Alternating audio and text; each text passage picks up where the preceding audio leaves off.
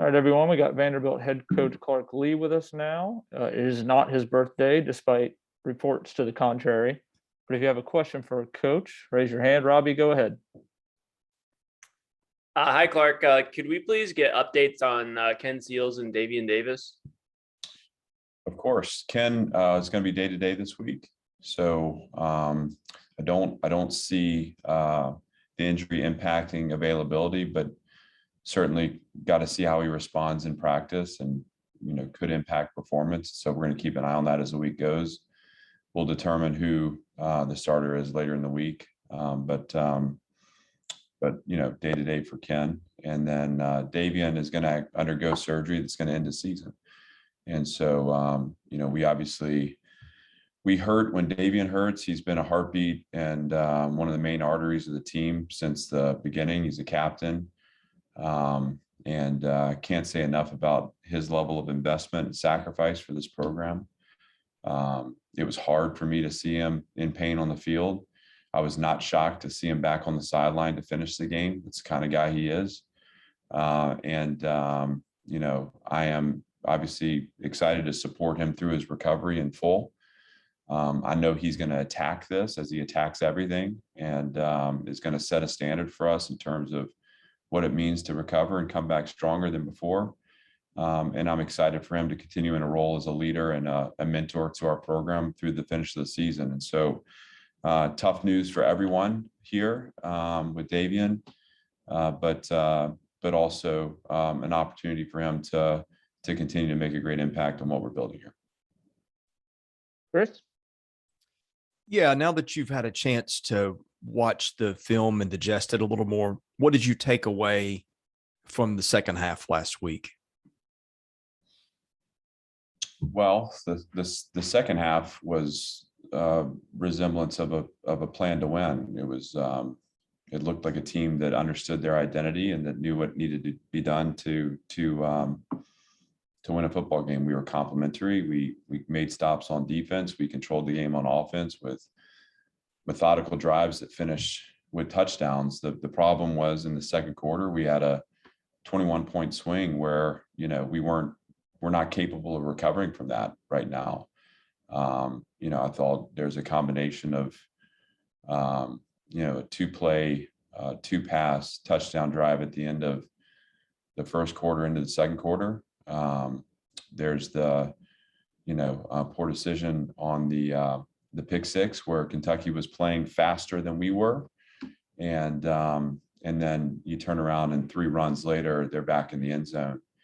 And we've said a bunch, our margin for error here is small, and there's a lot of ownership within those breakdowns on the coaching end of things, how we teach things, how we better position our players. Obviously, like always on the execution part of things, the details, making the play that presents itself. It's frustrating, but I was proud of the way we finished. We've yet to play a 4-quarter game this year, and I'd be really excited and interested to see what this team is capable of if we can put 4 quarters together, starting fast, playing strong through the middle 8, and then finishing the game off would be, we'd be at least able to see exactly what the potential is here in Team 1. Aria? Clark, without Davian, what does the rest of the defense need to do to kind of step up in his absence and to kind of make up for some of the things that he did on defense? Well, we have young players that need to step up. We have guys like Devin Lee that need to continue to grow in performance. Interested in getting Tank back. Want him to get back to health so we can use him in his final game that he has remaining. And then obviously there's a leadership void too. So, Davian will be back and around, but he won't be able to be on the field. And so guys like Anthony Orji and Max Worship, need to shoulder the burden of moving the unit forward, and they will. I mean, we have burgeoning leadership on that side of the ball. So, I think we have guys that are going to be ready to step up and be what the team needs, but certainly there's going to be a a missing piece there that we're going to have to account for, both in the development of our depth and also the voice of leadership. Teresa?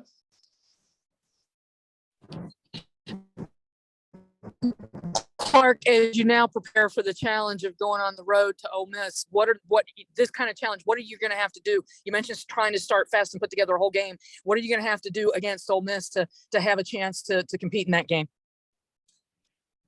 Well, the first thing is you're dealing with a high octane offense that that has obviously proven through the season to be explosive. They have a really good quarterback. They have good running backs. They have a good receiver core. They have a good scheme and design that stress you with tempo. Those are things that that create exposure, and we have to limit exposure. We do that by generating stops, by making sure that we're executing the plan defensively, that we're aligned when the ball snapped, and that we're capable in terms of our conditioning of playing through our technique to win. It also means offensively that we're able to extend drives and control the clock. And then like we did in the second half against Kentucky, we need to punctuate those drives with touchdowns. We can't allow for Ole Miss to get rhythm, and we certainly can't afford to turn the ball over and do things that get them more possessions in the game. And so it's going to be about neutralizing the offense, and doing that on our offensive side of the ball, making sure that we're finishing drives with points and finishing drives with touchdowns, because they've proven the ability to score. Chris Harris? Hey, Coach, along those lines, how do you evaluate Matt Corral relative to the other quarterbacks you faced this year? Well, he's a creator. He's a guy that has the ability to extend plays and throw from multiple arm angles and find open receivers. It's not going to always be the way it looks in the playbook. It's gonna be his ability to make the play that's required to move the ball forward. I mean, he's athletic. He's got a good arm, and he's got good people around him. And so, I think we have a challenge that's obviously the offense starts with him, as is most the case, but certainly a guy that we feel like is dangerous, and that we're going to have to be attentive to in our planning to make sure we have a chance to slow them down. But he's a good player, and I think what makes him really good is his ability to create. And the play's never over. The receiver's never covered. You got to assume he's going to be able to extend and find somebody late, and we're going to have to be on our toes and addressing that challenge. Aria?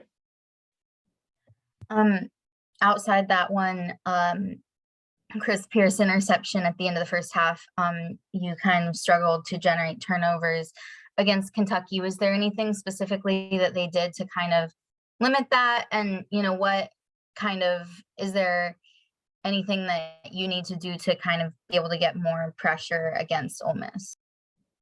Well, I think that you answered the question there at the finish. We weren't able to impact the quarterback.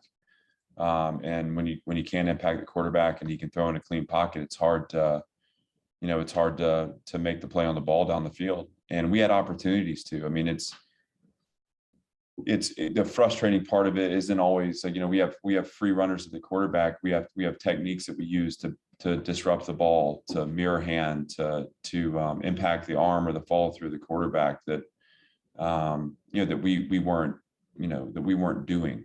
And so it's getting back to the basics there. It's continuing to make the disruption of the thrower a priority. And when we've had turnovers this season on defense, some of it is guys making plays, but a big part of it is getting the pressure to either speed up the quarterback's clock or somehow impact follow through to get the throw off target. And so,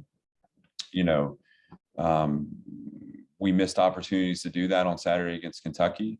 I thought also they're effective in a run game that at times kept them from having to throw the ball a lot. So it wasn't like they were able to find success in the ground and get ahead of the chains that way. And so, it's the ability to stop a run game. It's the ability to pressure the quarterback to impact the throw. And then it's finishing those plays that are available to us. And so we have to carry that formula into the Ole Miss game, and they're certainly not going to cooperate. I mean, this is a team that runs the ball. They snap the ball fast. They're going to try to keep you from being lined up. They're going to run the ball effectively through their tempo, and that's going to set up their shots in the pass game. And what makes tempo effective is if they can get it rhythm and get you on your heels, it becomes difficult to get the pass rush generated because the ball's being snapped while you're still getting down in the stance. And so some of that we control, some of that we have to prepare for in practice. And then it's about in the moment of making the play early downs to set up a third down where they have to protect, where we can dial up some pressure. We have to find a way to win on first, second down. Coach, that's all we got for you. Thanks so much. Oh, whoop, got one more from Brian McKeegan. Sorry, Brian, go ahead. Hey, Coach, just a quick question. You got a couple games left here. Do you feel like the buy-in from your players is still there heading down the stretch here? Yeah, I mean, listen, we're a work in progress. I mean, this is still year one in a rebuild. But I mean, I don't know what evidence that we need more than the fact that we came out in the second half of the game that was 31-3 at halftime, and we scored 14 points and they scored 3. I mean, I think there's evidence there that the team is connected. Obviously you say buy-in, and I think what you're asking is, are they interested in continuing on this journey in this process? And the answer to that is absolutely. Does that in and of itself turn our results? No. We have to address that 21-point swing in the second quarter and know that, again, our margin for error is so small. And the football part of this isn't challenging to decode. We have to establish a run game. We have to generate shots on offense. We have to protect the quarterback. Those things are things that everyone can see. But as far as the emotion and the mentality of the team, they're with us to fight, and that'll continue to be, a characteristic of this team one. And so we've got 2 games here to finish the season, both on the road. We have to be road warriors. They're going to bind together, and we're going to take our swing. And I've got no doubt that we'll give it our best effort. All right, Coach. I do believe that is now it. Thank you. Thanks. Everyone, we have Candice Lee joining us in a few moments, so hold tight. She'll be up next. Chris Lee, I saw you first. Go ahead. Yeah, Candice, question with a follow-up. What is the timeline for starting your projects and when you think everything is going to be completed? And how does that vary by what it is you're doing, perhaps?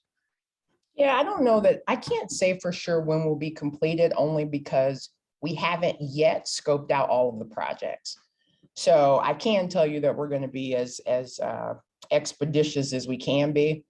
One of the things we talked with Populous about last week when they were in town is, ideally, if you can get the sequencing down right, it'd be great to have like a 4 to 6 month start time between each project. So you start a project, and then if everything's going as planned, then 4 months later, you start the next one. So I think that's an ideal time frame.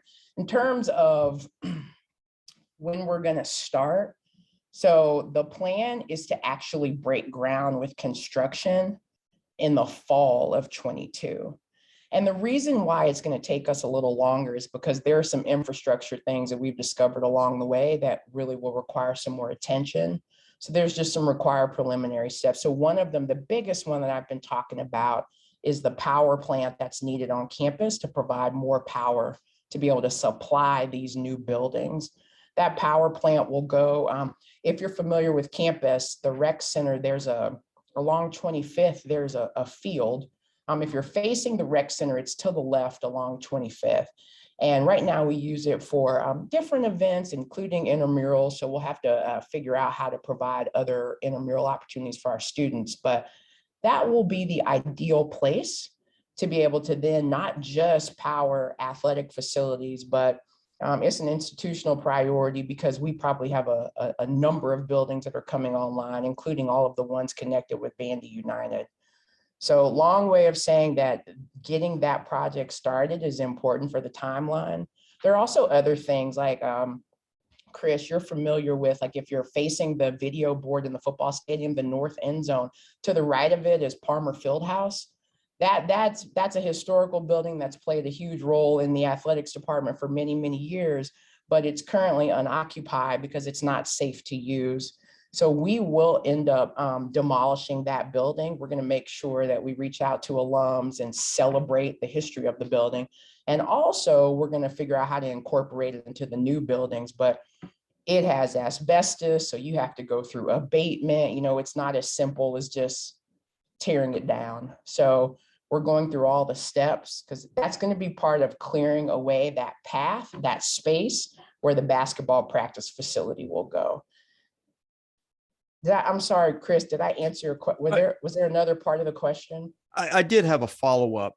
Okay. What's the sense of urgency on these? Because you've got, like, for instance, I've heard privately 24, 25 is when stuff will get finished. And you said you don't have a completion time, but I'm doing the math, and like, you've got kids on campus right now, most of them who won't get to do that.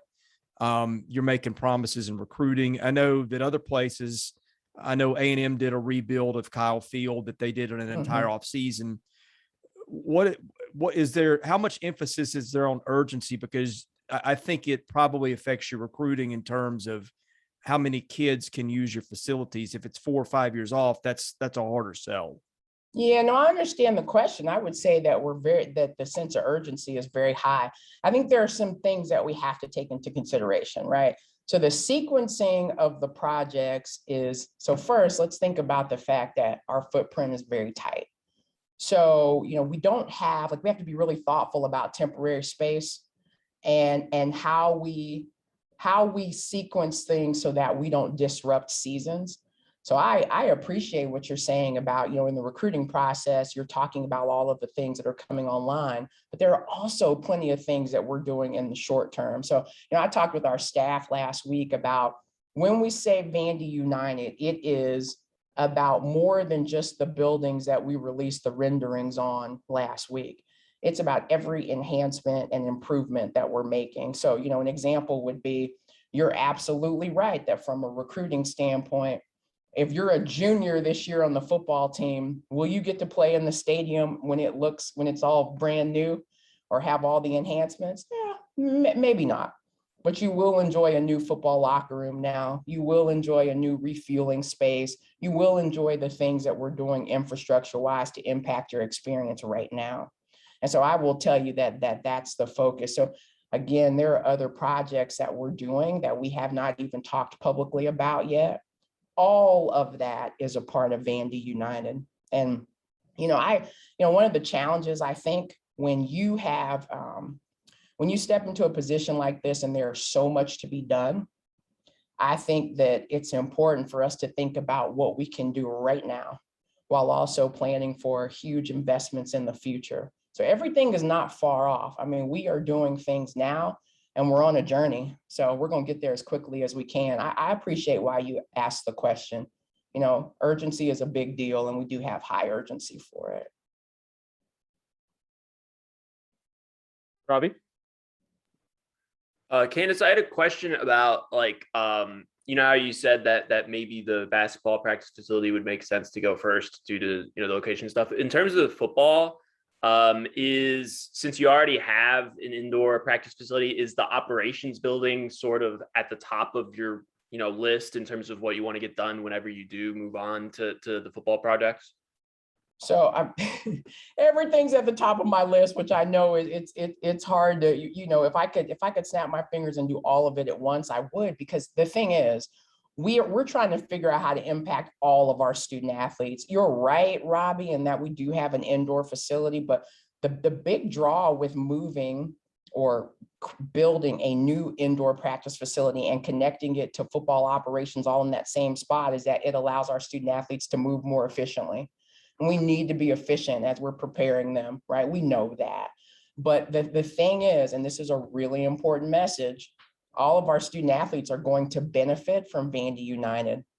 So even though there will be targeted projects just based on sequencing and what makes the most sense, everybody's going to benefit, right? So if you think about as an example, the basketball practice facility, of course, that benefits both men's and women's basketball, but it also includes some hospitality and event space that all of our teams can use. It includes some premium spaces that will affect the football fan experience. It frees up space in Memorial, right, that our basketball programs currently occupy that allow us to focus on additional athletics department initiatives. So I'm part of it is trying to balance, right? How do we make the biggest impact in the quickest way, but also benefit everybody? I mean, everybody's been waiting their turn. And, it's one of the things that I so appreciate about our staff. Everybody's been waiting their turn. And, this is a transformational opportunity, but it's only transformational if it helps everyone. Chris? I had heard some talk with the last group under Malcolm Turner that there was some talk of you could put a hole in the end zone, which you guys will have to do, obviously, for the new ops building there, and still play through that during the season. In other words, you could play football with a hole in that end zone as you're getting stuff done. Has that been a topic of conversation? And where does that stand? Is that an option? When you say hole in the end zone, and can you clarify, you're talking about the north end zone? Are you just talking generally about having construction in the north end zone and continuing to play? Yes. Yeah, yes. So we talked a little bit about that last week. I'm sorry, I apologize. I just can't remember, Chris, if you were one of the people I talked to about this last week with media availability. But one of the questions was, did we anticipate that we would have to leave the stadium for a season or for a period of time? Now, that's one of the good things about that spot. We think we can build through the season and not have to disrupt or relocate. So I think that what you said, you heard, I do think that is correct. Robbie? Candice, I think it's been mentioned a couple of times that baseball down the road, could get something. What are, some preliminary ideas? Like, what type of stuff would you guys be interested in doing in terms of baseball upgrades? Yeah, so we have publicly announced that we're exploring options with baseball. I wouldn't say down the road. I would say everything is right in front of us. And again, the sequencing will depend on what we can do without displacing our teams in this very tight footprint. So Tim and the staff and myself and our team and Populous are working on those right now. After the holidays, we'll be able to really dig into design. But it's absolutely coming. I wouldn't say far off. If we can help it, it won't be far off.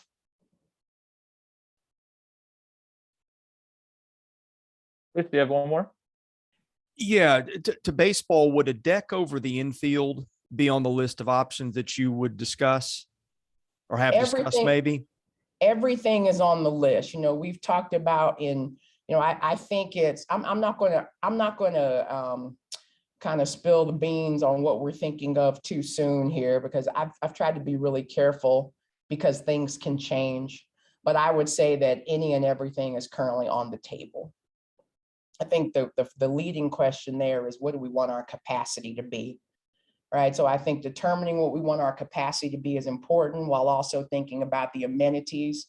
I do think that, and let me just say this, when you think about, so COVID caused us to not have fans, as we know, last year for most of our sports. And something that was important to me is that as fans came back this year, that there would be noticeable differences, enhancements, right? Investments, not, we didn't build any new facilities in the last year, but enhancements that would show, and again, I would call this part of Vandy United, that we're continuing to invest, right? Even as we're raising money to build these transformational buildings.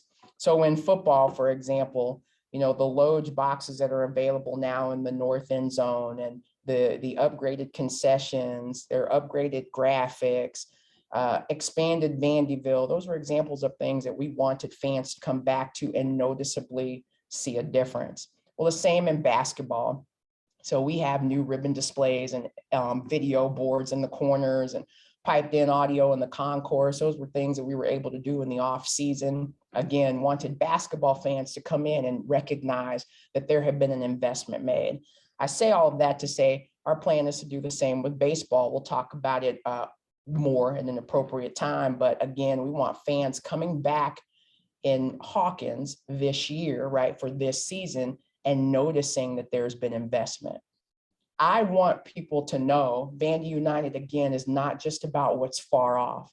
It's about the impacts and the upgrades and the difference that we can make right now. And that's for everybody that's tied to us. I hope that's noticeable because that's important to us. Robbie. Candice, I had kind of a two-part question. I guess first, like, how would you evaluate the first season of the new football staff? And then I remember before, I think when you made the coaching change last December, you said if you hired a defensive coach that the OC hire would be, a big deal. And there was a change in the play caller before the season started. So what role, if any, I know you talk to all the coaches, with all the sports a lot. What role, if any, do you have in determining possible staffing changes or helping guide them through that process? Okay, so for the first part of your question, how would I evaluate it? That was the question, right, Robbie? Yeah. Yes. Yes. Okay. So Clark Lee and I talk all the time, and having the lines of communication with all of our coaches is very important to me.